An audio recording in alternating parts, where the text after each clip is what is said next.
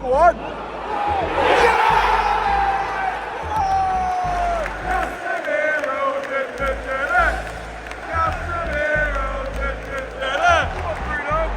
And again. Shoot!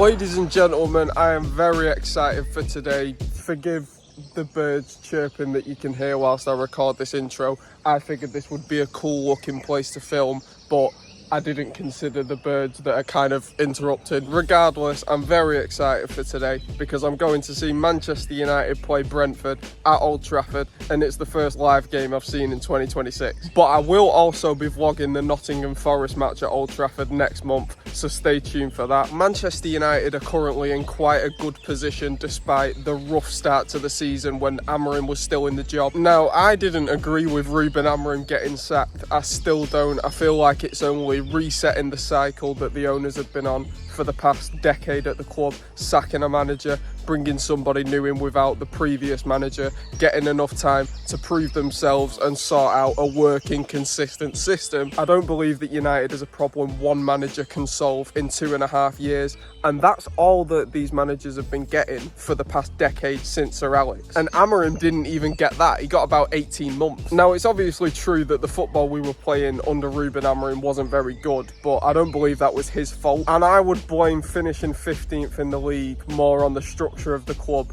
and the owners who have been the consistent variable at the club, not the manager that keeps getting sacked. It's a bit like the situation at Chelsea at the moment. Liam Rossini has just been harshly sacked when, of course, he wasn't going to sort it out. I mean, Chelsea have been struggling every single year under this new ownership. Every year since Roman Abramovich, it's been completely different at the club. Both owners haven't got a clue what they're doing. Both owners are financially greedy. Both owners treat their clubs more like a business than the clubs that the fans love in whatever way suits their pockets. But Liam Rossini wasn't going to be able to do anything about that. To sack him is to say that you expected better of him. What did you expect Amorim to do? What did you expect Ten Hag to do? We have started getting more results since Carrick took over, but again, the football hasn't always been very good. Sometimes we've got away with late winners. Just in our last game against Chelsea, they hit the crossbar twice and I think they hit the post once, so that easily could have been a loss. But things just went our way that didn't necessarily go Amorim's way. The point is, the fans are happy to see better results, but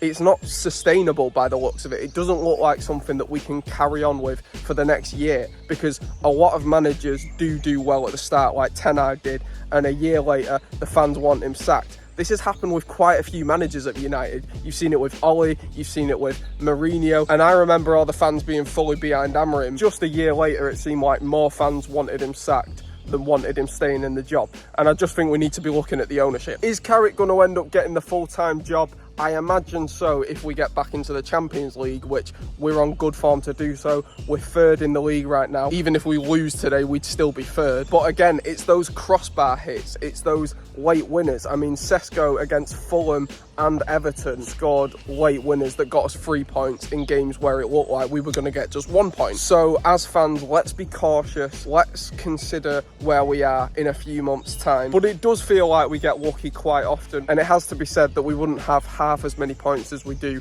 without Bruno Fernandes, who's currently en route to breaking the all-time Premier League assist record. He's on 18 assists. The joint record is Thierry Henry and Kevin De Bruyne, who set the record of 20. So he's got 5 matches to break this Premier League record, and hopefully he gets another assist tonight. But some of his genius passes and goal contributions are the reason that we get the win sometimes. Without Bruno, I don't know where we'd be in the table. I don't know if we would be in the Champions League spot. And that's not being negative, that's just being realistic. With all that being said, let's hope for another win tonight. Brentford have been very good this season. They're only actually a few points behind the Champions League spots. They score a lot of goals, especially Igor Thiago. What a player. We haven't actually beaten them for over a year. But regardless, I'm very excited for tonight. Come on, United.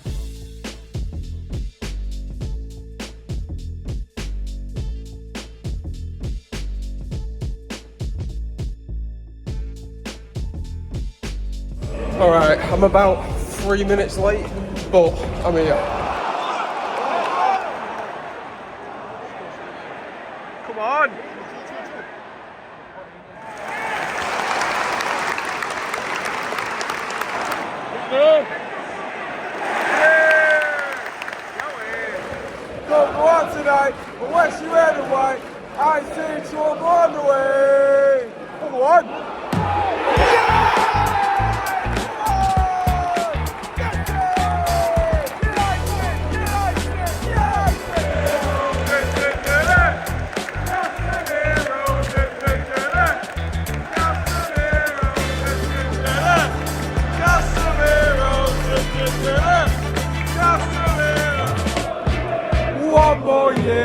Casemiro. One more year, one more year. One more year, one more year, Casemiro. Oh, fuck. Get it! Stealing all. We've won the war. We're Man United and we're never gonna stop. Ole, ole, ole, ole.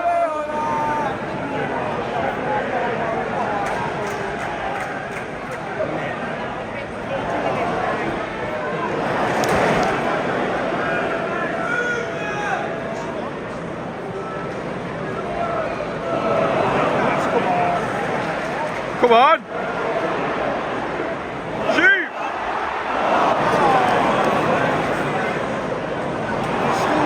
Oh no! Fucking hell! Oh my God! Bruno was sick!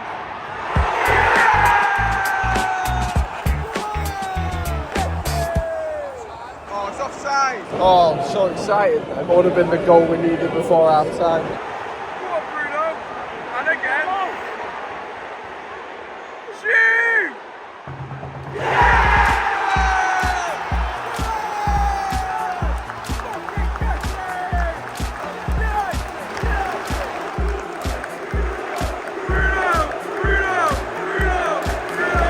Another Bruno assist!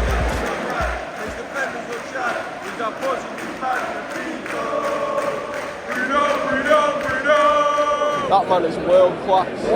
What's your feeling next year? This ownership will not back anyone. Well, they never give a manager more than 2 years, so they can't rebuild the club. I think we said replay for 5 years. Right now, I take it. Well, yeah, because we used to be the club that would get the best in class. Now we don't act like that, but you should go and get him repaid. Get rid of the shit. Carrick's previous experience is just the championship. I want a proper experienced manager. I'm not putting him down. He's done a great job. I'm happy for him. But it's not going to continue. Absolutely. You'll be It the never same as does. Ollie. You'll be the same It as always starts off like with Ten Hag. He came third in his first season, and then it went to shit a year later. It always does. Always does. If Bruno gets one more assist, he equals the record.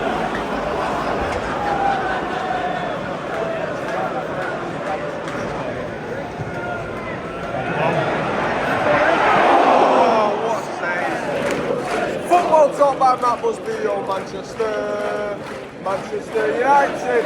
A bunch of bouncing Busby mates. They deserve to be United.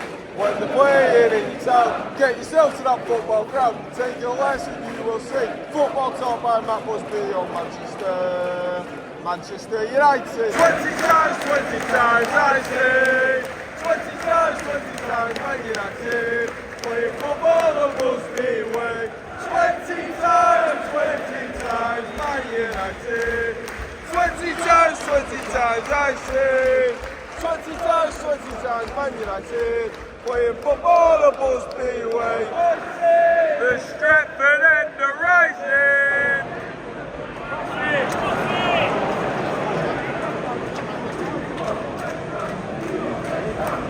We want Glazes out, say we want Glazes out. We want Glazes out.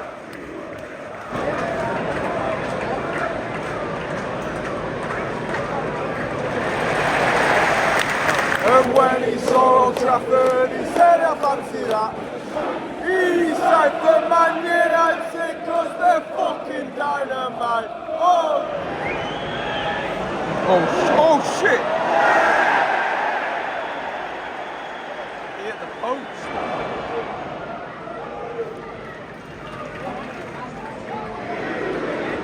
Come on. Shoot! Oh. Fucking hell, what a goal. Oh, God. Oh, no. As long as we don't concede another. United are the team for me with a knick-knack, Fanny, like give the bugaboo. Well done, Steph. Oh, God. This ain't good for me late on. This is not good for me late on.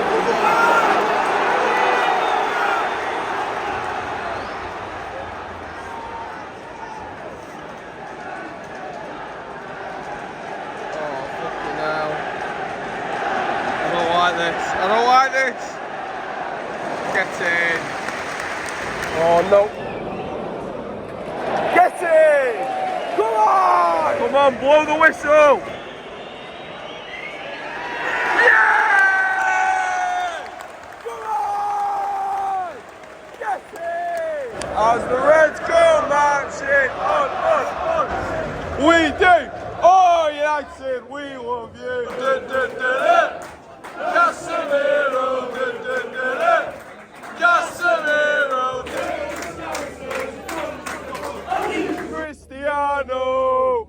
He goes left, he goes right, makes defenders look shy. He's a Portuguese Magnifico! Well, that was a lot of fun. That match got very intense towards the end. I was alright, and then Brentford scored, and it felt like we were going to concede a second. They kept getting into our box, but we managed to hang on. I am absolutely over the moon with that result for quite a few reasons. Bruno Fernandes, by the way, he tends not to get the credit for it, but this guy has now got 7 assists in the last 7 games he's played, 19 assists in the Premier League season. It feels inevitable that he's going to break the record now, and if he gets one more after that, bearing in mind there's still 4 more games to play this season, Bruno Fernandes will be the new record holder. World-class midfielder, Premier League Player of the Year, whether they give him credit for it or not. It's a shame that the other goal in the first half got disallowed, but we ended up scoring about 5 minutes after it did, so we quickly made it 2-0 again after being disappointed by the offside flag. I was happy for Sesko scoring another goal. He's really starting to find his rhythm in 2026. We've seen before how prolific he can be as a goal scorer in the Bundesliga last season, and slowly but surely he's settling back into that form. He's been one of the most consistent strikers in the Premier League in the last few months. In fact, I'm pretty sure he's the most consistent Premier League striker at the moment. Haaland definitely hasn't scored as many goals as Sesko over the last 8 or 9 games. We're finally getting back into the Champions League by the looks of it. We're still in 3rd place, and we've gained another 3 points on Liverpool, who are absolutely terrible. It's laughable. They've spent £400 million in the summer only to lose to everybody. Probably the most pathetic title defenders I've ever seen. They lost to us at Anfield, and they've lost to about 12 other teams this season. They are utterly terrible, and I'm loving every second of it. Whereas United, on the other hand, even though the performances are quite sketchy and the players often look unreliable and untrustworthy, we keep grinding out the wins like we did today. And even if the performances aren't pretty, at least we've got a lot to be happy about for once. So now we just need to qualify for the Champions League. Come on, United.